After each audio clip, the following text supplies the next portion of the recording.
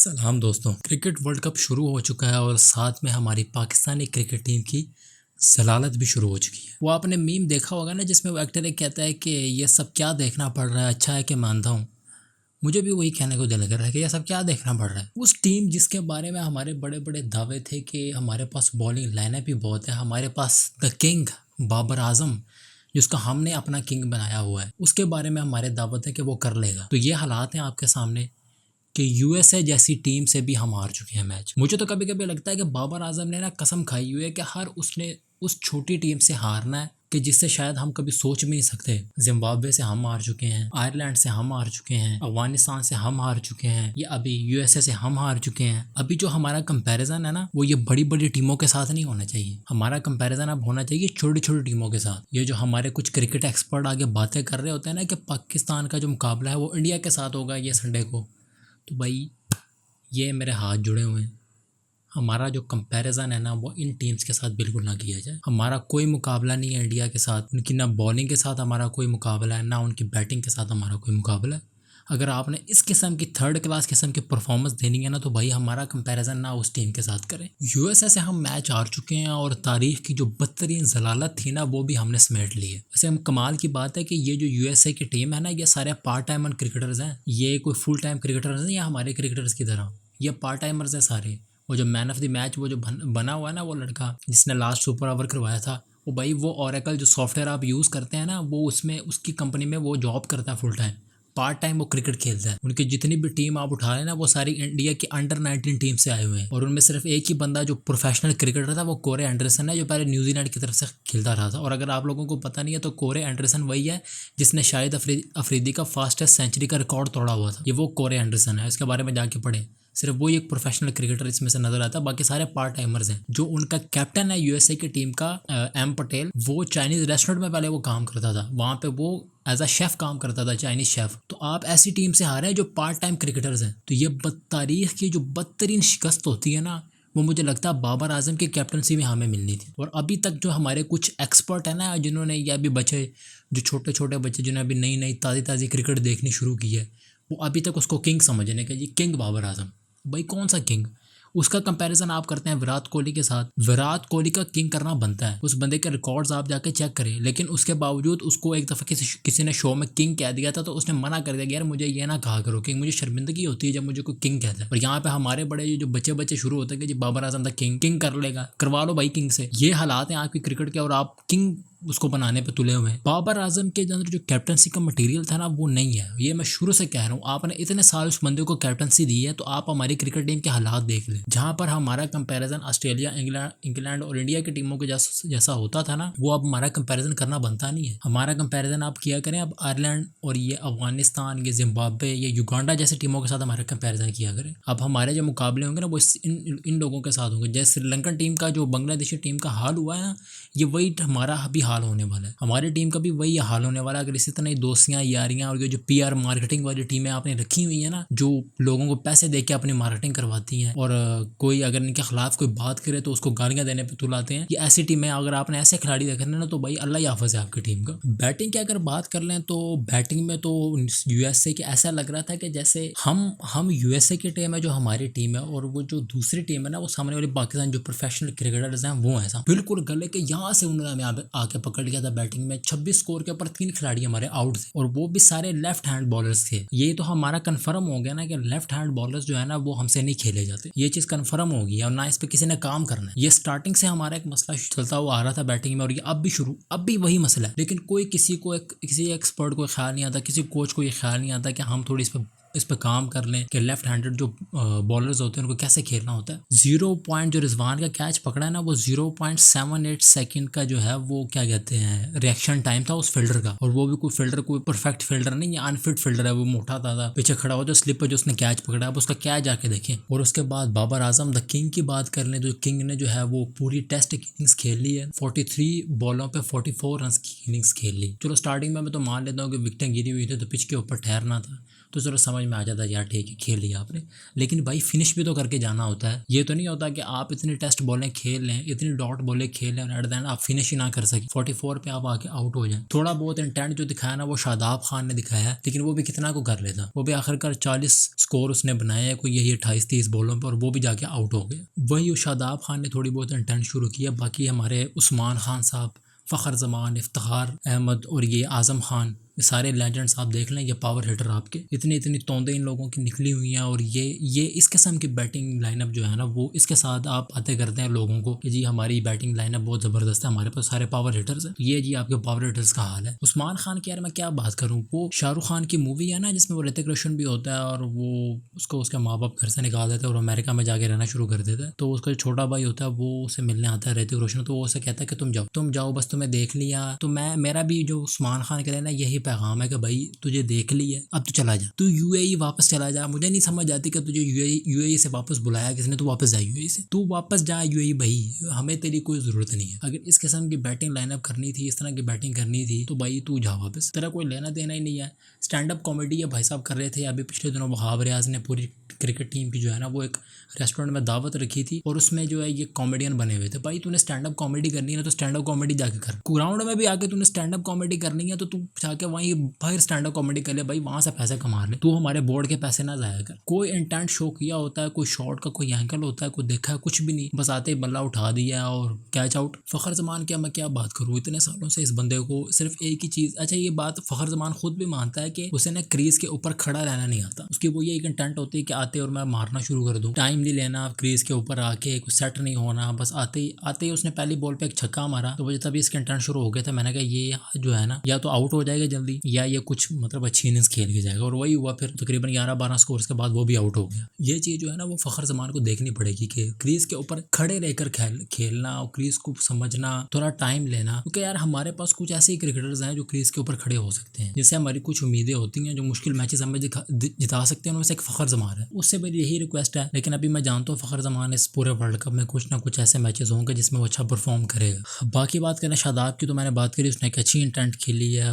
उसने एक अच्छे इंटेंट से खेला है, बैटिंग उसने अच्छी की है। अच्छा यानी उसको वो जो लड़की ने कहा था ना कि आप छक्के क्यों खा रहे हैं, तो उसने उस चीज़ को सीरियसली ले लिया। अब उसने दूसरों को छक्के मारने शुरू कर दिया, लेकिन बॉलिंग में अभी भी उसका थोड़ा सा हाथ तंग है। फील्डिंग अलबत्ता उसने अच्छी की थी, बैटिंग और फील्डिंग दो ऐसी चीज़ें जो उसने अच्छी की थी और आइंदा भी इंशाल्लाह वो अच्छी करेगा, मुझे उस बंदे से पूरी उम्मीद है। और अब बात करते हैं हमारे बिग शो आज़म खान के बारे में। भाई आज़म खान का जो फिटनेस का लेवल है ना वो क्रिकेटर्स वाला है ही नहीं, वो स्पोर्ट्समैन वाला नहीं है उसका। वो एक तो उसके वालिद साहब की मैं कदर करता हूँ भाई मोइन खान, उसके काफ़ी खदमात है पाकिस्तानी क्रिकेट टीम में, जिस किस्म की उसने विकेट कीपिंग की हुई है, वो बंदा एक अच्छा क्रिकेटर रहा। लेकिन उसके खुद के बेटे के बारे में ना उसे खुद सोचना चाहिए कि यार ये जो साइज़ है उसका, ये जो वेट है, जिस किस्म की उसकी फिटनेस है, ये क्रिकेट वाली फिटनेस है उसकी, स्पोर्ट्समैन वाली, ये तो कहीं से भी स्पोर्ट्समैन वाली फिटनेस नहीं उसकी लगती। और ऊपर से वो विकेट कीपर है, विकेट कीपिंग भी उसे ले ली गई है। भाई आप विकेट कीपर मोहम्मद रिजवान कर रहा है क्योंकि विकेट कीपिंग भी उसे नहीं हो रही। अब वो सिर्फ एक प्रॉपर बैट्समैन है जो उसे नहीं हुई। इस मैच में भी आप देख लें वो पहली बॉल पे है, पहली बॉल पे एलबीडब्ल्यू हुआ है, एलबीडब्ल्यू पे वो पवेलियन गया और पवेलियन पे वहां पे उस किसी क्राउड में से किसी बंदे ने उसको बुली किया और उसके साथ लड़ने बैठ गया। भाई ये जो अग्रेशन तूने क्राउड को दिखाना होता है ना, ये ग्राउंड के अंदर दिखा तो फिर हमें समझ में भी है। ये जो तू अपनी पोस्टें इंस्टाग्राम से डिलीट कर देता है ना, ये जो तू रूसी माई बन जाता है, तो ये रूसी माई वाला नहीं, अग्रेशन तूने ग्राउंड में दिखाना। या तो अपनी फिटनेस पे, ये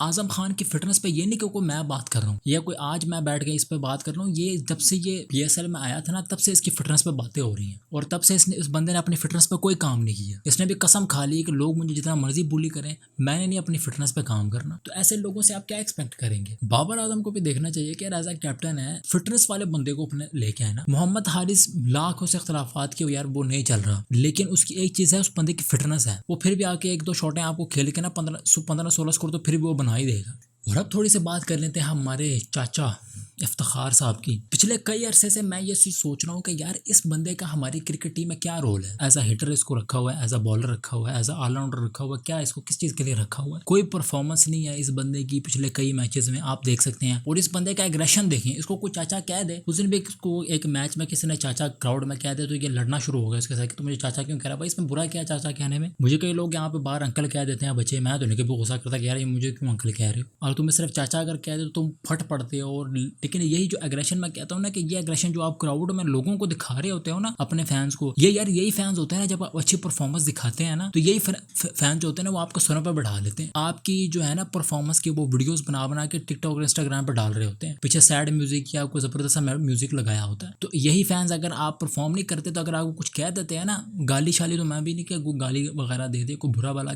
कह दे, कोई ऐसे अल्फाज कह दे जो नहीं कहने चाहिए, लेकिन अगर वो आपको कुछ कह देते हैं, यार अपनी परफॉर्मेंस ठीक है ना, तो ये इस पर गुस्सा नहीं करना चाहिए। आपके ही फैंस है ना यार, अगर आप अच्छी परफॉर्मेंस देते हैं आपको अप्रिशिएट करते हैं, अगर आप बुरी परफॉर्मेंस देते हैं तो यार आपको कुछ कह देते हैं गलती से तो आप अपने एग्रेशन दिखाना शुरू कर देते हैं। या तो आप परफॉर्मेंस दें, या अगर आपने एग्रेशन नहीं दिखाना तो फिर ग्राउंड के ऊपर एग्रेशन दिखाएं। स्पोर्ट्समैन का जो काम होता है ना वो ग्राउंड के ऊपर एग्रेशन दिखाना होता है, लोगों को एग्रेशन नहीं दिखाना होता। उसके बाद हमारे प्रॉपर ऑलराउंडर शाहीन शाह अफरीदी का भी शूट हो रहा था, और उसमें किसी ने उसके जो उसको पेज पकड़ाया था ना, उसके नीचे बॉलर लिखे थे उसके नाम के नीचे, उसने कहा यार आपको किसने कहा मैं बॉलर, मैं प्रॉपर ऑलराउंडर हूं। भाई ये वाकई प्रॉपर ऑलराउंडर है, इसको ऑलराउंडर का टैग दे दें, ये कोई ना कोई परफॉर्मेंस आपको दे ही देगा। बेशक ये बॉलिंग में मार खा रहा है लेकिन बैटिंग में फिर भी इसने अच्छी बैटिंग की है। जो 160 का हमने पूरा टारगेट टोटल बनाया था, ये इसी की वजह थोड़ा बहुत हो गया, जो आखिर में आके इसने 2-3 शॉट्स अच्छी खेल ली थी, इसी की वजह से 160 तक पहुंच गए थे। लेकिन हमारे हालात 160 वाले थे नहीं, हम 150 से पहले बुक होने वाले थे। तो इस बंदे को जो है ना वो प्रॉपर ऑलराउंडर का जो है ना वो टाइटल दे दें, ये बॉलर इसके साथ नाम के साथ हटा दें, सिर्फ इसको प्रॉपर ऑलराउंडर कहें।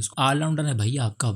बॉलिंग की अगर बात कर ली जाए तो बॉलिंग तो हमारी बहुत अच्छी थी, लेकिन स्टार्टिंग में शाहीन शाह अफरीदी के ओवर में भी उसने को 2-3 फुल टॉस दे दी थी अपने पहले ही ओवर में। और दूसरी जो तीसरी मोहम्मद आमिर ने भी काफ़ी अच्छी बॉलिंग की, एक अच्छा इंटेंट उसने शो किया। नसीम शाह भी ओवरऑल अच्छी बॉलिंग कर रहा था। एक बॉलिंग जो नजर आई वो थी शादाब खान की। शादाब खान, मैंने वही कहना कि शादाब खान का जो बॉलर था ना पुराने वाला, जो 2017 के चैम्बर ट्रॉफी वाला जो बॉलर था, वो बॉलर अब वो दोबारा नजर नहीं आ रहा। बॉलिंग उसकी बिल्कुल ही बैठ गई है, बिल्कुल उसके हाथों से बॉल निकल जाती है। फुल टॉस सभी ने दिया, शाहीन ने भी दिया, आमिर ने भी फुल टॉस दिए, शादाब ने भी फुल टॉस दिए, नसीम ने भी, और मोहम्मद हारिस ने बाय द वे अच्छी बॉलिंग करवाई थी। उसने हमें पहली विकेट जो है वो लेकर दी थी। तो वो उसकी बॉलिंग की बाकी जो मेन चीज़ थी बॉलिंग की तरफ वो थी फील्डिंग में आप देख लें, वही हमारे द लेजेंड इफ्तिखार चाचा पीछे स्लिप में उसको खड़ा किया हुआ है और एज लगता है और वो सो रहे होते हैं। वो डेजा वो हो गया। पहले भी एक दफ़ा इसी तरह किसी मैच के अंदर जो है ना वो हमारे फिल्टर्स पीछे जो स्लिप पे खड़े हुए थे वो सो रहे थे। अभी भी जो है ना वो चाचा को हमारे पीछे खड़ा किया था और वो सो रहा था, और बॉल जो है ना वो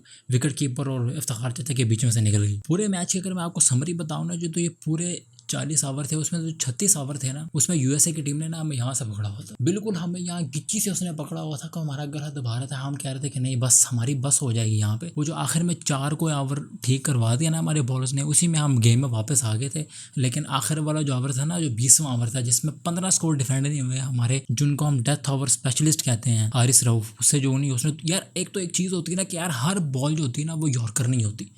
आप हर बॉल क्यों कोशिश कर रहे हैं कि आप उसको यॉर्कर ही करवाएं। उसे यॉर्कर के चक्कर में 2 फुल टॉस दी और दोनों फुल टॉस पे उसने बाउंड्रीज खाई। मोहम्मद आमिर ने जो 19 ओवर ठीक करवाया था, शाहीन शाह अफरीदी ने उससे पहला ओवर 18वां बिल्कुल ठीक करवाया था। नसीम शाह ने भी अपना एक ओवर जो था वो बिल्कुल ठीक। वही आखिरी जो 4 ओवर मैंने आपको बताया ना, बस वही जो 2 फुल टॉस, जो लास्ट वाला ओवर था ना हारिस रऊफ का, बस उसमें जो है ना वो सारा मैच हमारा बढ़ गया था। और अगर आप सुपर ओवर की बात करें ना, तो सुपर ओवर में मैंने उम्मीद छोड़ दी थी कि हम इस यहाँ से मैच जीत जाएंगे, क्योंकि मैं इस कदर शर्मिंदा हो रहा था ना वहाँ पे बैठ के कि यार सुपर ओवर तक बात पहुंची क्यों। यूएसए की टीम से अभी जो है ना वो हमारा अगर सुपर ओवर में हमारा मैच हो रहा है तो आप हमारी क्रिकेट टीम के हालात देख सकते हैं। और ये क्रिकेट टीम, ये मैंने आपको पहले भी बताया ना कि यूएसए की कोई प्रॉपर क्रिकेट टीम नहीं है भाई। वो यूएसए वाले जो हैं वो ये बेसबॉल, बास्केटबॉल, वो इस तरह के स्पोर्ट्स खेलना पसंद करते हैं। सुपर ओवर में बात कर लें जो मोहम्मद आमिर, पहली बात तो यार मोहम्मद आमिर के लिए ना ये जो टीवी के ऊपर बैठ के ना बातें करना बहुत आसान होता है। आप और माँ जो बैठ के टीवी पे बातें कर रहे होते हैं ना, वो ग्राउंड में भी दिखाना है। बेसर मैं एक चीज़ को कंफर्म करता हूँ कि बॉलिंग उसने अच्छी करवाई थी, लेकिन आखिर सुपर ओवर में जो उसने चवले मार दी थी ना, क्योंकि इतना ज़्यादा बॉल स्विंग हो रहा था कि बॉल उसे कंट्रोल ही नहीं उस बंदे से हो रहा था। 8 स्कोर जो है ना, 8 स्कोर वो हमने एक्स्ट्रा दिए हैं। 3 हमने वाइड दिए हैं, उसी में 3 वाइटों में से एक स्कोर यूएसए की टीम ने निकाला, और एक हमने 2 स्कोर जो है ना वो हमने ओवर थ्रो के दिए, और मिस फील्डिंग भी हुई। हमारे जो सुपर ओवर में आते हैं ना, हमारे फील्डर्स के हाथ गिर गए थे, यूं पैरालाइज्ड हो गए थे वहीं पे। बाउंड्री से गेंद नहीं फेंकी जा रही थी इन लोगों से। उनको पता लग गया था कि हमारे जो हालात है ना वो अब जीतने वाले हैं ही नहीं। सुपर ओवर की बैटिंग की बात करें तो मैं वहां पे बैठ के दुआएं मांग रहा था कि यार इफ्तिखार को ना भेजें। लेकिन एक डायलॉग है ना कि आप जिस चीज़ की चाह करते हैं तो पूरी कायनात आपको उसे मनाने में लग जाती है। तो मैं जिस चीज़ की दुआ मांग रहा था ना, वही कायनात कह रहे थे कि नहीं वही होगा, और वही हुआ। इफ्तिखार साहब भाग गए और आके स्ट्राइक पे खड़े हो गए। पूरी 3 बॉल इस बंदे ने खेली हैं, एक उसने मिस कर दी, एक पे उसने बाउंड्री लगाई, तीसरे पे वो आउट हो गया। वो सारा मैच बढ़ गया था वहाँ पे। इफ मैं कह रहा था कि फ़खर जमान आ गया था, वो कुछ ना होता तो कम से कम वो पहली बॉल पे हिट मार के आउट ही हो जाता, लेकिन वो इस किस्म की बॉलें ना वो करता, अपने लेफ्ट हैंड बॉलर के आगे जो है ना वो राइट हैंड के बैट्समैन दे दिया, वहाँ पे लेफ्ट हैंड के बैट्समैन को आगे आना चाहिए था। लेकिन ये देखें ना, ये छोटी छोटी चीज़ें, मैं कोई प्रोफेशनल क्रिकेटर नहीं हूँ, क्रिकेट मैंने भी खेली, लेकिन मैं भी आपको ये चीज़ें बता सकता हूँ। लेकिन एट द एंड वही बाबर आजम की कैप्टनसी, और मैं उन तमाम लोगों जो बाबर आजम को जो है ना अपना अब्बू बना के बैठे हुए हैं ना, मैं उनको पहले समझा दूं कि क्रिकेट टीम का जो हाल आपका बाबर आजम ने कर दिया है ना, ये अब हमारा हाल जो है ना वो हॉकी की टीम के जैसा होने वाला है। हमारा कंपैरिजन मैंने आपको पहले बता दिया कि ये बड़ी बड़ी टीमों के साथ ना करें आप। ऑस्ट्रेलिया, इंग्लैंड और इस तरह की टीमों के साथ हमारा कंपैरिजन अब बनता नहीं है, हमारा ये छोटी मोटी टीम के साथ कंपैरिजन किया करें आप। अब ये जो भरपाई होनी है ना यूएसए की, जब तक ये ट्रॉफी नहीं ना उठा लेता बाबर आजम की वर्ल्ड कप की, तब तक इसकी भरपाई नहीं हो सकती। मैं तो कहता हूँ कि चैंपियन ट्रॉफी तक इसको कैप्टन बना के रखें आप। हमारा जो पीसीबी चेयरमैन है ना, वो जो कहते हैं मोहसिन नकवी साहब, वो कहते हैं कि जी एक महीना हमारी टीम को ट्रोल ना करें। तो भाई कैसे ना ट्रोल करें, आप कोई मौका ऐसा देते हैं कि हम इनको ट्रोल ना करें? इतना ट्रोल तो ये हो जाएंगे, यानी इनको चाहिए कि अपने कमरे का दरवाजा बन के रोना शुरू कर दें कोनों कुदरों में बैठ के। ये जो बाबर सन्स बैठे हुए हैं ना, जो एस्थेटिक बना रहे होते कि जी किंग बाबर आजम, ओ भाई कोई किंग शिंग नहीं होता। एक चीज हमारे पाकिस्तानियों का सबसे बड़ा मसला वाला क्या है कि हमें कोई बेस्ट कह देना कि यार तुम इस काम में बेस्ट हो, तो हम उस काम पे चौड़े होकर बैठ जाते हैं। हालांकि बेस्ट का मतलब ये नहीं होता कि आप कोई काम अगर आप अच्छा कर रहे हो तो आप उसको मजीद अच्छा कर दें, लेकिन हमारे यहाँ हमें कोई बता दे कि हम बेस्ट काम करते हैं तो हम चौड़े होकर बैठ जाते हैं कि भाई हम तो बेस्ट है, हम क्यों मजीद इसको ठीक करें। तो यही हाल बाबर आजम का। बाबर आजम को किंग कह के आपने उसकी ये परफॉर्मेंस करवा दी। अच्छा खासा कप्तानी से निकल गया था। मैं शुक्र कर रहा था, मैंने कहा यार अब इसकी बैटिंग ठीक हो जाएगी, इसकी बैटिंग देखने को मिलेगी। जैसे विराट कोहली जब से कप्तानी छोड़ी थी ना, उसकी बैटिंग में कोई निखार आ गया था। तो मैं यही सोच रहा था कि अब कुछ बैटिंग इसकी ठीक हो जाए, लेकिन फिर वही जाके बैठ गया चेयरमैन साहब के साथ और अपनी कप्तानी उसने वापस ले ली। ये चीज़ें आप छोड़ दें, ये चीज़ें आप स्टैटिक बनाने छोड़ दें रील्स के ऊपर, टिकटॉक के ऊपर कि जी किंग बाबर आजम, किंग ये, और उसने आपको ये किया है, आपको वर्ल्ड कप के फाइनल में पहुंचा दिया और ये कर। भाई यार जो जैसे पहुंचे थे ना हम लोग, वो भी हालात हमारे सामने थे। अभी भी हम बात कर लें, आयरलैंड और कनाडा के साथ हमारे मैच है। अभी मैंने देखे कनाडा ने जो है ना वो आयरलैंड को हरा दी है। तो जो हमारे हालात है ना कनाडा से जीतने वाले, वो भी अब मुझे लगता है इतने से हो गए हैं जैसे वो उन्होंने परफॉर्म करते। आयरलैंड से तो पहले हार चुके थे, उन्होंने आयरलैंड को ही हरा दिया कनाडा की टीम ने। और अगर हम सुपर 8 में ना पहुंचे, मैं आपको एक और बात बता रहा हूँ, अगर हम सुपर 8 में ना पहुंचे, जो 2026 का वर्ल्ड कप होगा ना T20 का, उसके लिए हमें क्वालिफाई करना पड़ेगा, क्वालिफाइड राउंड्स। ये जो युगांडा जैसी टीमें खेल रही होती है ना, हमें उनके साथ खेलना पड़ेगा क्वालिफाई करने के लिए, अगर हम सुपर 8 में नहीं पहुंचते। और टॉप 2 के जो हर ग्रुप के टॉप 2 की टीमें होंगी ना, वो सुपर 8 में पहुंचेगी। तो ये बाबर आजम के एस्थेटिक्स आप बना रहे होते हैं ना, बनाएं और इन लोगों को सर पे बैठा के रखें। इनकी जो PR मार्केटिंग की टीम है ना, ये आपको इसी तरह ही आपको पैसे बांटते लोग, आप बैठ के एस्थेटिक्स बनाए बैठ के यहाँ पे, इनको चढ़ाएं सरों के ऊपर जी किंग है, किंग कर लेगा, किंग कर लेगा। तो भाई सुपर 8 के जो चांसेस हैं वो तो बिल्कुल ही जीरो हैं, क्योंकि टॉप पे अभी USA की टीम बैठ गई है और इंडिया की टीम है, और हमारे कोई हालात नहीं है सुपर 8 की। छोड़ दें कि हम सुपर 8 में खेल सकेंगे, लेकिन फिर भी हमारी जो कौम है, अब क्या करें, हम इतने बेशरम हैं। मुझ समझे तो मैं भी बेशरम हूँ, मैं फिर भी इंडिया और पाकिस्तान का मैच देखूंगा ही देखूंगा। इतनी जलालत के बावजूद मुझे इंडिया और पाकिस्तान का मैच फिर देखना होगा। हो सकता है कुछ यार हम ऐसी परफॉर्मेंस हमारे, मैं असल में पता क्यों देखूंगा, अब मैं इन लोगों के चेहरों पर शर्म देखना चाहता हूँ। मैं शर्म देखना चाहता हूँ इन लोगों के चेहरों के ऊपर जब ये ग्राउंड में उतरे इंडिया के खिलाफ। मैं इनका वो जोश देखना चाहता हूँ कि ये जो एग्रेशन क्राउड को दिखा रहे होते हैं ना, ये एग्रेशन मुझे ग्राउंड में देखना है। मैं इसके लिए अब मैच देखूंगा। अगर अब भी इन लोगों को शर्म ना आई तो अल्लाह ही हाफ़िज़ है।